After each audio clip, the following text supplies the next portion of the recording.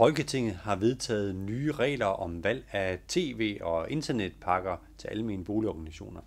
Det betyder, at man fremover vil få friere mulighed for som enkeltbeboer at stå uden for aftalerne.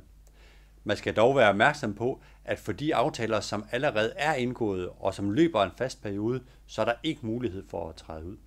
Så for de fleste, så er det først noget, som vil få effekt i løbet af de næste år, at man vil få muligheden for et friere valg af tv- og internetudbyder som beboer hos Boligkontoret Aarhus.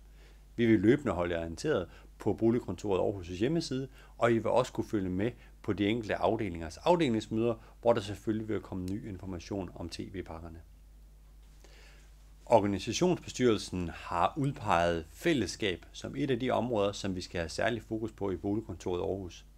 Og derfor har vi lavet et særligt rum her på BKO-portalen, hvor vi samler inspiration og information og nyttig viden om fællesskabet for jer, som gerne vil styrke fællesskabet i jeres afdeling.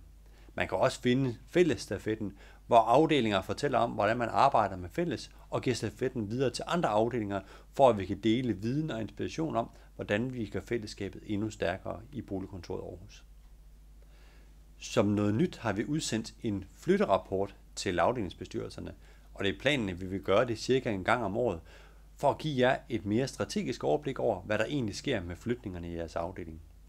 I vil både kunne se på antallet af flytninger i de enkelte boliger, sammenlignet med Boligkontoret Aarhus' andre tilsvarende afdelinger. Og I kan se på, hvor længe flyttere typisk har boet, inden de flytter, også sammenlignet med andre afdelinger. Så er der en masse sammenligningstal på økonomi. I kan se på, hvad det koster fra flytteren at flytte fra, dels hvad der står på flytteopgørelsen, og dels hvad der er af misligholdsudgifter.